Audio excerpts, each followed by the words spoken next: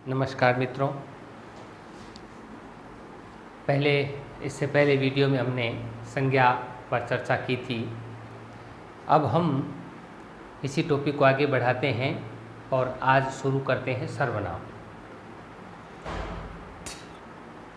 सर्वनाम शुरू करने से पहले मैं आपको याद दिलाना चाहता हूँ कि भविष्य के इस YouTube चैनल पर आप हिंदी व्याकरण की सभी क्लासों की हम चर्चा करेंगे। आप उसका लाभ ले सकते हैं, लेकिन चैनल को सब्सक्राइब ज़रूर करें और लाइक करें, अपने साथियों को शेयर करें, जिससे सभी को इसका लाभ मिल सके। हम प्रारंभ करते हैं सर्वनाम। सर्वनाम अर्थात सबका नाम। देखिए, सर्वनाम शब्द में दो शब्द हैं, सर्वनाम। सर्वनाम, सर्व यानी सबका, नाम। नाम की हमने चर्चा की संज्ञा में। संज्ञा यानी नाम। संज्ञा किसे कहते हैं? नाम को संज्ञा कहते हैं। तो नाम ही सर्वनाम है। देखिए, पहला जब वर्गीकरण हमने पढ़ा था यास्क का, उसमें नाम, आख्यात, उपसर्ग और निपात, इनमें से नाम के अंतर्गत 3 प्रकार के शब्द रखे गए थे, संज्ञा, सर्वनाम और विशेषण। तो सर्वनाम भी एक प्रकार का नाम ही है। अभिप्राय ये है कि सर्वनाम संज्ञा ही है या संज्ञा का ही एक भाग है, इसीलिए इसका नाम ही हमने सर्वनाम रखा। संज्ञा किसी के नाम को संज्ञा कहते हैं, तो सर्वनाम सबका नाम है, अर्थात किसी भी संज्ञा के स्थान पर इसका प्रयोग किया जा सकता है। सभी संज्ञाओं के स्थान पर हम जिन शब्दों का प्रयोग करते हैं, फिर संज्ञा की आवश्यकता नहीं है। बार बार संज्ञा का प्रयोग न करके उसके स्थान पर हम सर्वनाम शब्द का प्रयोग करते हैं। उस नाम को या संज्ञा के स्थान पर जिस शब्द का प्रयोग किया जाता है, उस शब्द को ही सर्वनाम कहा जाता है। आवश्यकता क्या है? सर्वनाम का प्रयोग क्यों करें? बिना सर्वनाम के क्या काम नहीं चल सकता? केवल नाम से ही काम चला लें, सर्वनाम का प्रयोग न करें? तो इसका उत्तर ये है कि इससे भाषा का सौंदर्य नष्ट होता है। सर्वनामों के प्रयोग से भाषा में सौंदर्य आता है। कैसे? एक उदाहरण से हम इसे देख सकते हैं।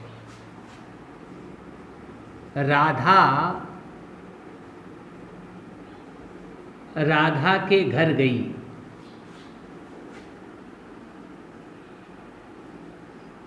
राधा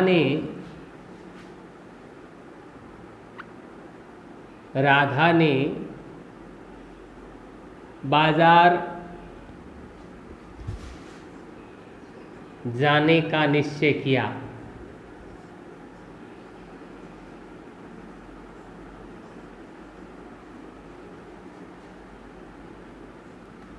अब यहाँ पर 2 वाक्य हमने लिखे। राधा के घर गई। अब यहाँ पर राधा के घर गई, कितना अजीब लग रहा है।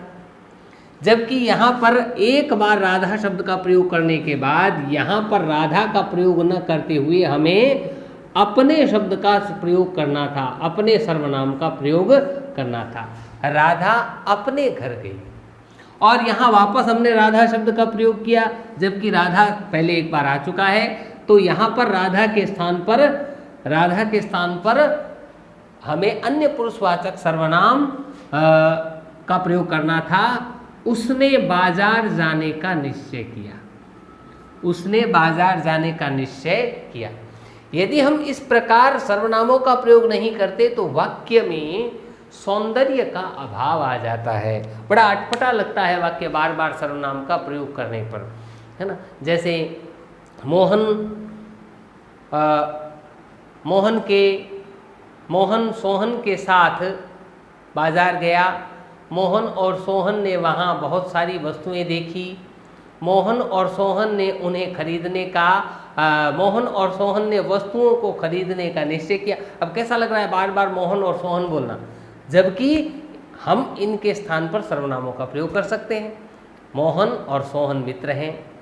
मोहन और सोहन ने बाजार जाने का निश्चय किया, इसके स्थान पर हम कहें मोहन और सोहन मित्र हैं, दोनों ने बाजार जाने का निश्चय किया या उन्होंने बाजार जाने का निश्चय किया।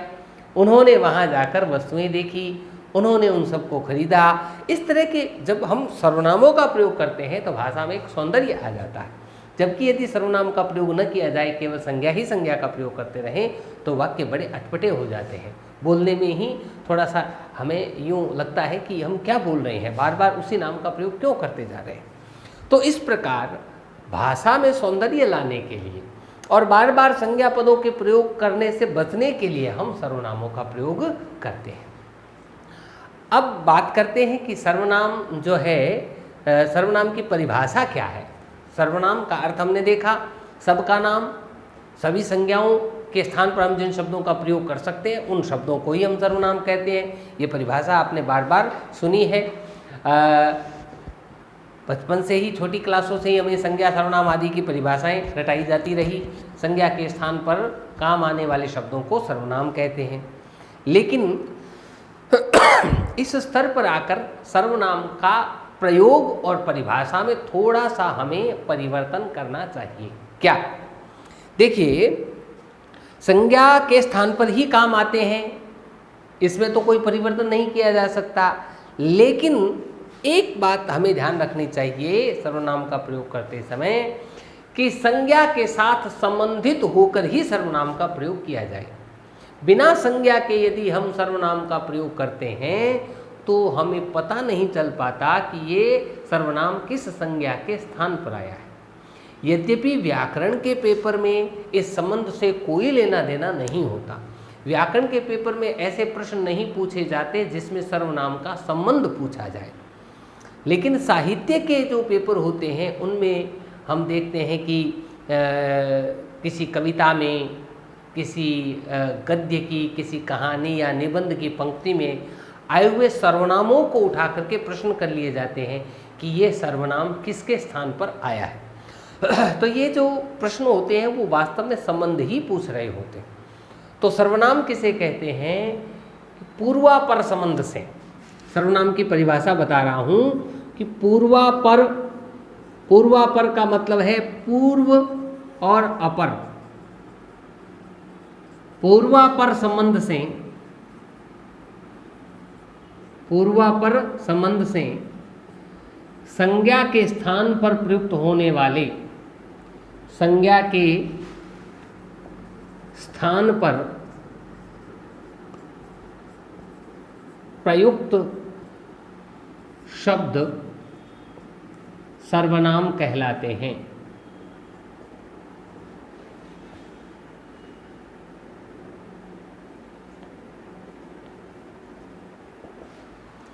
पूर्वापर संबंध से संज्ञा के स्थान पर प्रयुक्त सर्वनाम कहलाते हैं। ये हुई सर्वनाम की परिभाषा।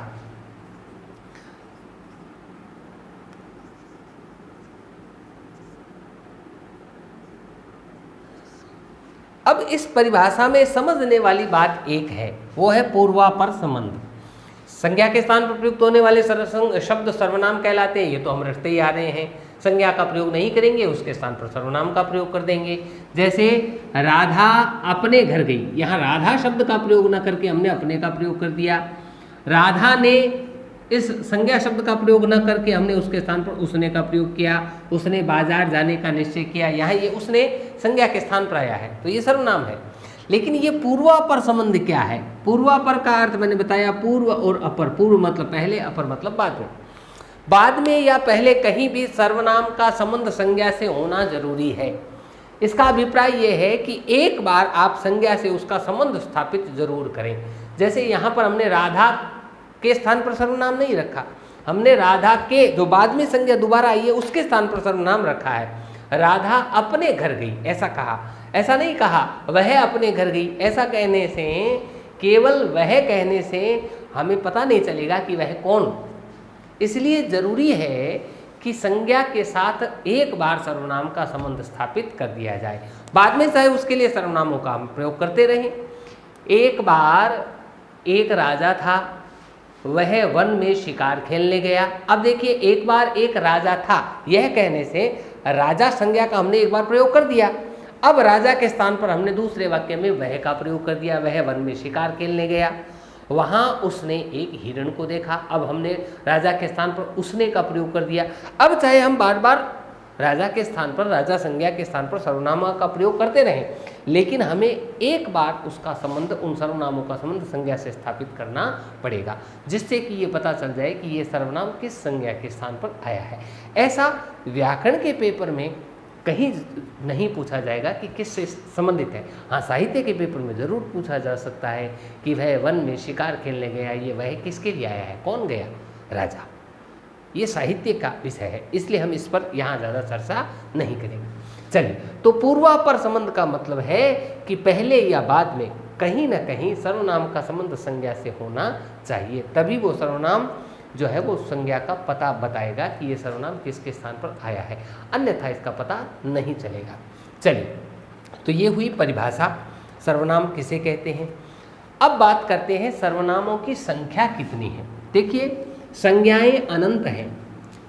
हम ये नहीं कह सकते कि हिंदी में इतनी ही संज्ञाएं हैं, बस संज्ञाओं का निर्माण होता रहता है, लगातार संज्ञाएं बनाते रहते हैं, हम अन्य भाषाओं से भी स्वीकार करते रहते हैं, इसलिए संज्ञाओं की संख्या निर्धारित नहीं की जा सकती। विशेषण भी, गुणवाचक विशेषण बहुत है, अनंत ही है।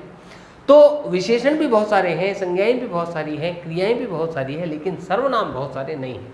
सर्वनामों की संख्या निश्चित है। सर्वनाम जो है उनकी संख्या निश्चित है। हिंदी में कुल सर्वनाम कितने हैं? कुल सर्वनाम, अब यहाँ पर कुल से अभिप्राय है मूल सर्वनाम। मूल सर्वनाम, मूल का मतलब समझे आप कि इन सर्वनामों से और सर्वनाम बनाए तो जा सकते हैं, लेकिन मूल रूप में इतने ही हैं। इनसे और अधिक बनाने के लिए हमें इनका प्रयोग कारकीय रचना में करना पड़ेगा, तब इनसे हम और भी सर्वनाम बना सकते हैं। हिंदी में मूल सर्वनामों की संख्या 11 है। कितने हैं? 11 संख्या है 11। हिंदी में मूल सर्वनाम है 11। कौन कौन से हैं? देखिए, कौन कौन से हैं? सबसे पहले है मैं एक वचन, मूल सर्वनाम में एक वचन के रूप ही आएंगे। इनके बहुवचन और बन सकते हैं, लेकिन उनको हम मूल सर्वनामों में नहीं गिनते। मैं का बहुवचन है हम, लेकिन ये मूल में नहीं गिना जाएगा, केवल मैं। ऐसे ही तू का बहुवचन है तुम, मैं, तू एक सर्वनाम है आप तो खुद ही बहुवचन होता है। अच्छा, इसके बाद जैसे यह और वह, यह और वह, यह का बहुवचन होता है ये, वह का बहुवचन होता है वे। अच्छा, इसके बाद कोई का बहुवचन नहीं होता, कुछ की कार्य की रचना ही नहीं होती। अच्छा, इसके बाद है जो और सो, जो का बहुवचन होता है जिन, सो की कार्य की रचना हिंदी में नहीं होती, ब्रज आदि भाषाओं में सो का बहुवचन होता है तिन। कौन, इसका बहुवचन होता है किन। और क्या की कार्य की रचना नहीं होती, इसका कोई बहुवचन नहीं होता। तो मूल सर्वनाम कितने हैं? 11। 1 2 3 4 5 6 7 8 9 10 और 11, ये 11 सर्वनाम मूल सर्वनाम हैं। मैं, तू, आप, यह, वह, कोई, कुछ, जो, सो, कौन, क्या, मूल रूप में ये 11 ही सर्वनाम हैं। इनके बहुवचन रूप भी कुछ के बनते हैं, कुछ के नहीं बनते, वो अलग है, वो मूल नहीं है। और फिर इनसे और भी अधिक रूप बनाए जा सकते हैं। इनकी चर्चा हम आगे करेंगे, एक एक सर्वनाम पढ़ते समय इनके रूप भी बनाकर देखेंगे। तो ये 11 सर्वनाम ही मूल सर्वनाम हैं। अब बात करते हैं सर्वनाम के भेदों की, कि सर्वनाम के भेद कितने हैं। तो सर्वनाम के 6 भेद हैं। हिंदी में कितने भेद माने जाते हैं? 6। आप इसे सुरक्षित करें। हिंदी में कुल भेद हैं 6।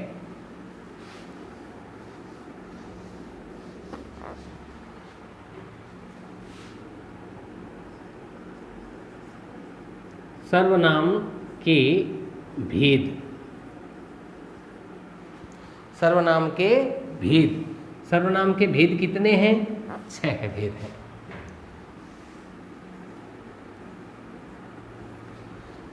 कौन कौन से हैं? सबसे पहले पुरुषवाचक सर्वनाम, पुरुषवाचक सर्वनाम। दूसरा है निजवाचक, इनके क्रम जो है वो अलग अलग व्याकरण की पुस्तकों में अलग अलग मिलते हैं, लेकिन क्रम से कोई विशेष फर्क नहीं पड़ेगा। पुरुषवाचक सर्वनाम, निजवाचक सर्वनाम, निश्चयवाचक सर्वनाम। जो क्रम मैं लिख रहा हूं उससे पढ़ने में सरलता होगी। निश्चयवाचक सर्वनाम, अनिश्चयवाचक सर्वनाम,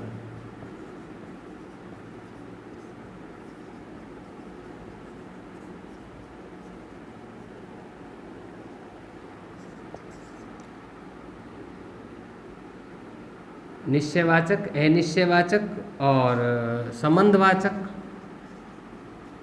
संबंधवाचक सर्वनाम। और छठा और अंतिम है प्रश्नवाचक सर्वनाम। तो कुल मिलाकर 6 भेद हैं: पुरुषवाचक, निजवाचक, निश्चयवाचक, अनिश्चयवाचक, संबंधवाचक और प्रश्नवाचक। इन 6 सर्वनामों में हमने जो मूल 11 सर्वनाम देखे थे वो सब आ जाते हैं। कैसे आते हैं? पुरुषवाचक में सर्वनाम आते हैं मैं, तू, आप, यह और वह, ये 5 सर्वनाम। निजवाचक में एक सर्वनाम आता है आप। ये आप पुरुषवाचक भी है, निजवाचक भी है, दोनों की प्रकृति अलग अलग है, दोनों अलग अलग प्रकार के हैं, हम अंतर सहित इनको पढ़ेंगे। निश्चयवाचक में 2 सर्वनाम आते हैं, यह और वह। अब ये यह वह पुरुषवाचक भी है और यह वह निश्चयवाचक भी है, इनकी भी प्रकृति अलग अलग है। अनिश्चयवाचक सर्वनाम में 2 सर्वनाम आते हैं, कोई और कुछ। संबंधवाचक में 2 सर्वनाम आते हैं, जो और सो। और प्रश्नवाचक में भी 2 आते हैं, कौन और क्या।